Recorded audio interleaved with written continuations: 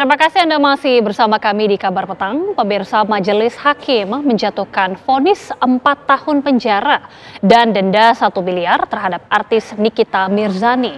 Namun Nikita akan mengajukan banding terhadap putusan kasus perbuatan pencemaran dan juga pemerasan terhadap Reza Gladys tersebut. Vonis Nikita ini jauh di bawah tuntutan jaksa yang menuntut Nikita dengan kurungan 11 tahun penjara.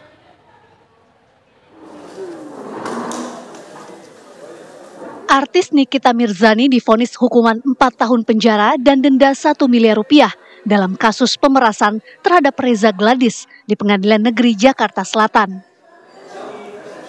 Hakim Ketua Khairul Saleh menyatakan Majelis Hakim menilai Nikita Mirzani terbukti secara sah dan meyakinkan melakukan perbuatan pencemaran dan pemerasan terhadap Reza Gladys.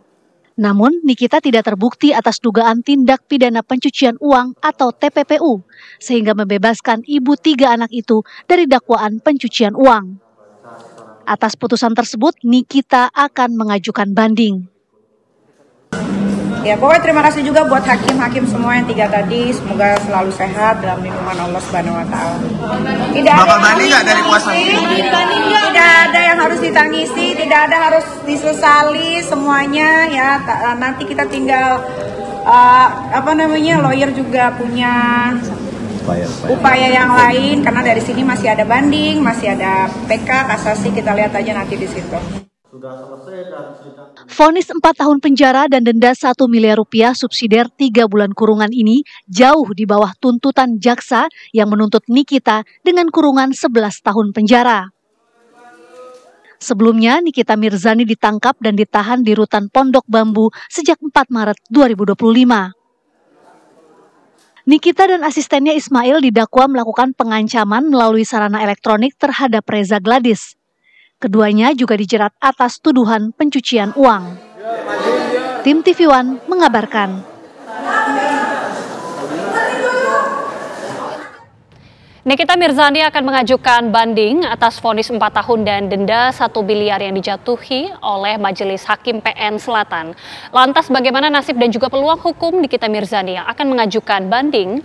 Untuk membahasnya, kita sudah bersama dengan narasumber pengamat hukum pidana Trisakti, Bapak Asmi Syahputra. Pak Asmi, selamat sore. Selamat sore, Mbak Gita. Pak Asmi, sebelum kita membahas bagaimana upaya banding yang dilakukan oleh Nikita, kita ingin menyoroti terlebih dahulu vonis yang dijatuhkan oleh Majelis Hakim 4 tahun penjara terhadap Nikita atas perkara pemerasan lewat media elektronik, tapi unsur TPPU-nya tidak terbukti. Bagaimana menurut Anda?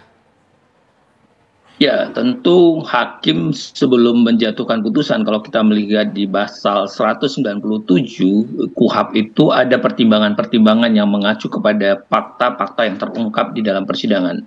Fakta-fakta yang terungkap dalam persidangan ini berarti mengacu kepada alat bukti, keterangan saksi, surat, atau siapapun, atau hal-hal yang dapat diajukan oleh jaksa penuntut umum ataupun penasihat hukum Nikita Mirzani tentunya.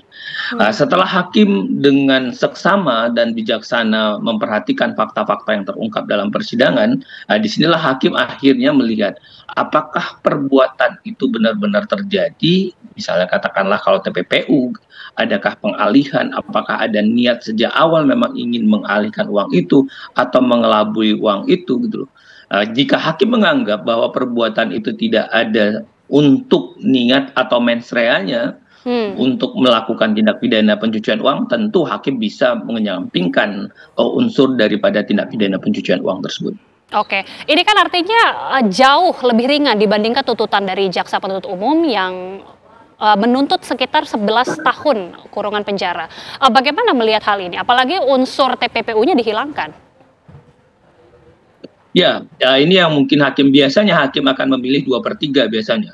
Kalau kita memperhatikan misalnya 11 tahun, kalau dia aja setengah tahun itu kan 5 tahun setengah, mungkin ditambah lagi setidaknya 7 tahun. Tapi ini menjadi menarik sewaktu hakim melihat 4 tahun, ya mungkin ada proporsional lain yang dipertimbangkan atau ada rasa keadilan yang lain atau ada faktor-faktor keringanan yang diperhatikan oleh hakim gitu loh. Tentu ini yang memang nanti akan disisir menjadi satu argumentasi tajam yang disusun oleh penasihat hukumnya begitu. Kenapa bisa jomplang dari 11 tahun itu jadi 4 tahun? Tentu hakim mempertimbangkan ada hal-hal yang meringankan sehingga hakim berani untuk menjatuhkan 4 tahun tersebut. Oke, saat ini Nikita Mirzani dan juga pihaknya mengajukan banding. Bagaimana Pak Asmi melihat peluang banding ini? Apalagi ada beberapa unsur yang kemudian akan tentunya dipertimbangkan oleh majelis hakim.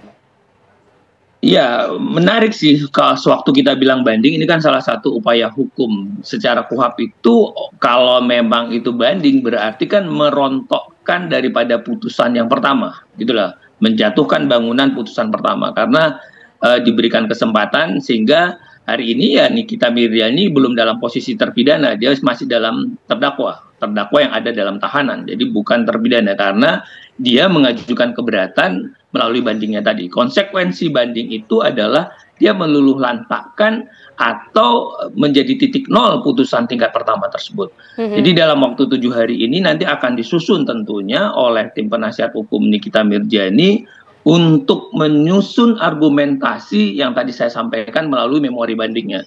Di sini yang harus dia lihat apakah ada kekeliruan hakim tentunya, karena itu sisi daripada banding itu ada 3K kalau saya menyebutnya di kelas, di ruang kelas mengajar anak-anak, akan dia lihat adakah kelalaian, kekeliruan atau kekurang lengkapan terhadap penerapan hukum yang dikenakan, apakah penerapan hukumnya atau ada tindakan-tindakan hakim juga yang melampaui batas, atau adakah persidangan-persidangan itu yang tidak dilaksanakan sesuai perundang-undangan. Tapi ini kan menarik, apakah Nikita Mirzani dalam hal ini ingin meluluh lantakkan semuanya atau hanya ingin menyatakan keberatan terhadap lamanya pemidanaan. Ini kan nanti akan lihat. Jadi akan terlihat dalam spektrum memori kasasinya yang hal-hal yang mana yang menjadi keberatan yang diajukan oleh Nikita Mirzani. Hal-hal apa saja yang menjadi keberatan? Mungkin apakah yang 4 tahun itu sudah dianggap diterima atau memang ini juga dianggap terlalu tinggi? Atau yang lain, sebab kan TPPU-nya sudah dikesampingkan. Bisa jadi TPPU tidak dibahas lagi karena berarti kan dia sebagai orang yang mengajukan banding, dia setuju dengan putusan hakim yang sudah menyampingkan terhadap perbuatan tidak pidana pencucian uangnya. Tapi mungkin apakah terhadap lamanya penjatuhan pemidanaan ini menjadi persoalan baru yang akan nanti kita lihat pada memori banding yang disusun oleh tim hukumnya. Oke, selama 7 hari menyusun memori banding yang juga tentu dikerjakan oleh tim penasihat hukum, apakah ini harus dimulai dari awal lagi, Pak Asmi, atau memang bisa melanjutkan dari perkara yang ada ini? Oh tentu, karena tadi dia adalah sifatnya telah meluluh lantakkan, ya kan, putusan pertama tadi dianggap karena dia menggunakan hak hukumnya, disinilah nanti hakim akan melihat. Hakim akan bisa memeriksa. Jadi hakim memeriksa secara keseluruhan, walaupun ada bilang tidak dong apa yang dimohonkan saja dalam memori kasasi. Tapi esensi daripada banding itu adalah korektif. Sewaktu itu adalah korektif, maka hakim akan menyisir atas semua yang tadi gitu. Adakah misalnya penerapan pasal yang salah, adakah penerapan peradilan yang salah, atau hakim melampaui daripada batasan-batasannya. Ini yang nanti akan disisir oleh tim penasihat hukum melihat faktanya apa dari putusan-putusan tersebut. Jadi hakim pengadilan banding bisa mengadili sendiri, bisa saja menguatkan putusan pertama, bisa saja membatalkan putusan pertama yang dijatuhkan kemarin. Oke, dalam hal ini apakah mungkin ketika justru mengajukan banding tidak hanya semakin ada peluang ya untuk memperpanjang vonis atau hukumannya, tapi bahkan juga bisa membuka unsur TPPU tadi? Mungkinkah itu terjadi? Bisa saja, ya lagi-lagi kan ini kan hakim yang melihat apakah penyampingan tindak pidana pencucian uang tadi nyata-nyata memang faktanya ada sehingga hakim pengadilan tinggi bilang loh ini kenapa bahwa pengadilan tingkat pertama pengadilan negeri salah menerapkan sehingga hakim mengadili sendiri gitu loh. Tapi kalau hakim akhirnya ya sudah majelis hakim katakanlah pengadilan tinggi dalam musyawarahnya menyatakan ya ini hanya persoalan lamanya pemidanaan, ya nanti mereka sepakat pada pertimbangan hukum ataupun penjatuhan penegakan unsur atas perbuatan yang dilakukan oleh Nikita Mirzani, tapi tidak setuju misalnya tentang lamanya. Ini yang akan kita lihat. Jadi kembali lagi-lagi hakim banding ini punya domain untuk menentukan, untuk menolak sebagian, bisa juga menguatkan dan juga bisa meringankan dan bisa juga membebaskan karena dia adalah sebagai lembaga korektif. Oke, kita akan tunggu bagaimana 7 hari ke depan dalam penyusunan memori banding dari tim penasihat hukum. Tapi terima kasih sekali lagi Pak Asmi Syaputra, pakar hukum pidana dari Universitas Trisakti sudah bergabung bersama kami. Terima kasih Pak Asmi, sehat selalu. Sama-sama, Mbak Agita.